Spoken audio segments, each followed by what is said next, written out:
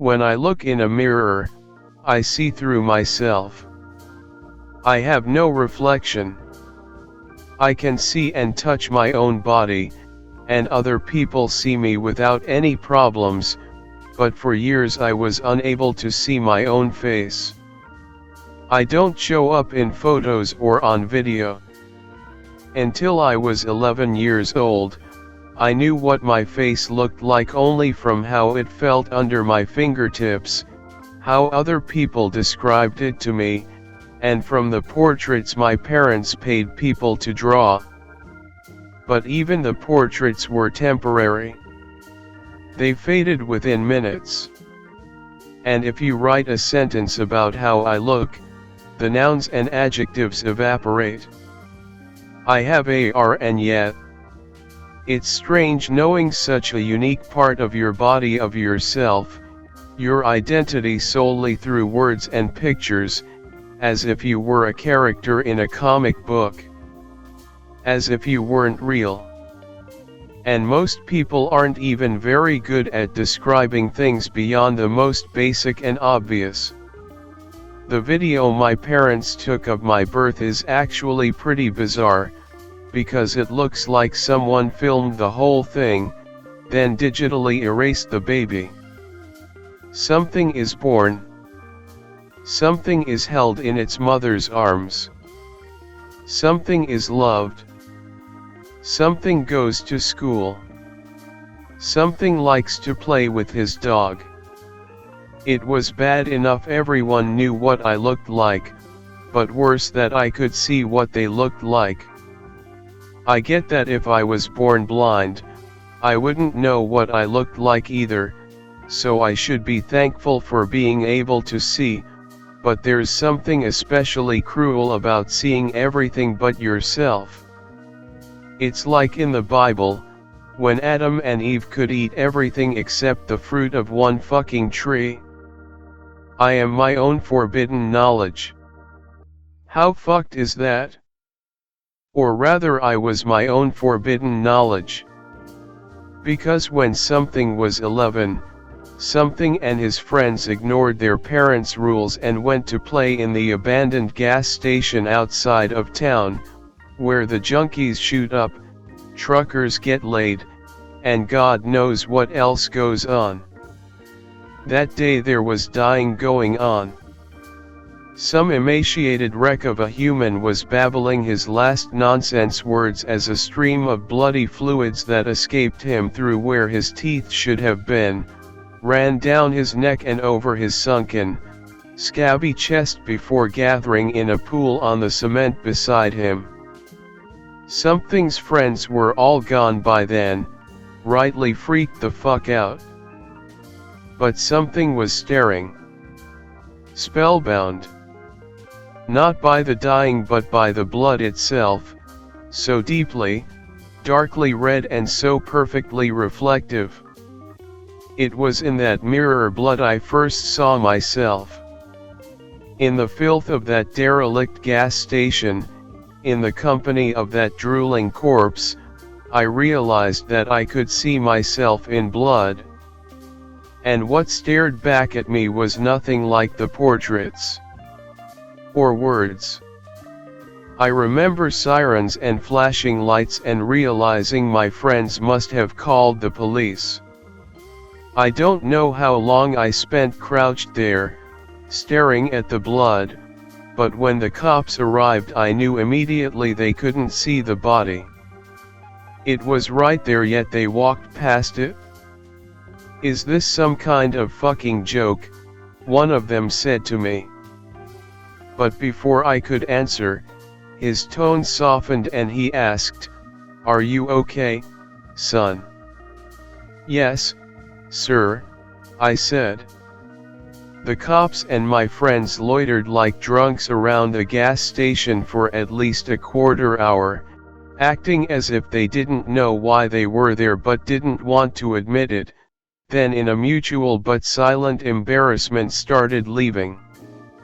"It's boring here. Let's go to my place," said one of my friends. Still the body was right there. The gaping, toothless mouth, the greenish-yellow stains. I went with them. On the way back, I asked my friends whether they had called the police after seeing the dying man. Police saw somebody dying.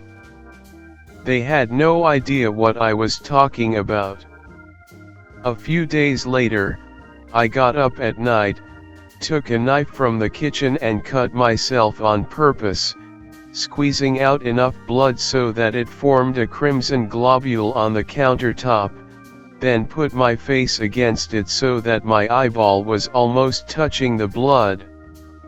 Slowly, I pulled my face away, a slow zooming out, struggling to focus, but I did not see myself. The globule merely reflected in red a distended, empty kitchen. Animal blood also didn't work. Neither did my friend's blood after I punched him in the nose. By then it became apparent to me that somehow death must be involved. I yearned to see myself once more, but took solace in the fact no one else could see the real me. They could not see what I saw, what I knew I was. They saw merely a false projection of their own humanity. My chance finally came several years later, after my mom had dragged me to her brother's cottage. My uncle was using a chainsaw to cut firewood, when the chainsaw slipped and carved a nasty wound into his leg. He screamed. All of us came running. Despite the pressure he kept applying to the wound, his blood poured out of him, through his fingers and down onto the grass and dirt. Under the pretext of trying to help him slow the bleeding, I pressed my hand against his leg, gathering the hot blood in my palm. When I had enough, I stepped suddenly away. They all stared at me and, trembling, held out my hand beneath the dusty evening sunlight and gazed upon my own reflection for the second time. Time again seemed to flow past me, but I recall vaguely, as through a wall of styrofoam, their screams and panic fading fluently away. Like a forest stream whose source has been shut off. Until it was quiet, and although I could see my uncle's body lying on the ground, they one by one seemed to lose all interest in it.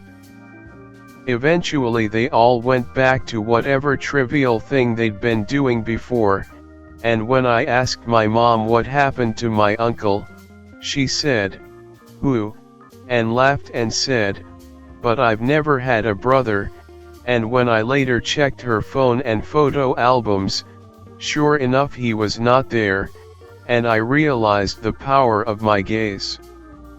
I am the antonym of being. More than non-being, dread form of never was. To see myself, I must stare into the blood of the dying or the dead. In doing so, I disengender them. To catch a glimpse of my own visage I must erase them from time itself. I am not a human. I am negation. Since that evening at the cottage, I have haunted the places all normal people fear. I track death's cold footsteps to where the threads of life are finest, and wait for them to fray to snap. Sometimes I aid in their undoing. Because as long as I draw blood, I can kill without earthly consequence. My reflection is the erasure of crime, for how can one kill what has never existed? Every time I see myself reflected, my desire grows. I am beginning to love myself. Perhaps I have become enamored of my own image, but even so my narcissism is of the most unique kind. For now, I prey only on the weakest among you, those who would not survive long anyway, and in my actions I become their angel, of death, of mercy, of forgetful self-reflection.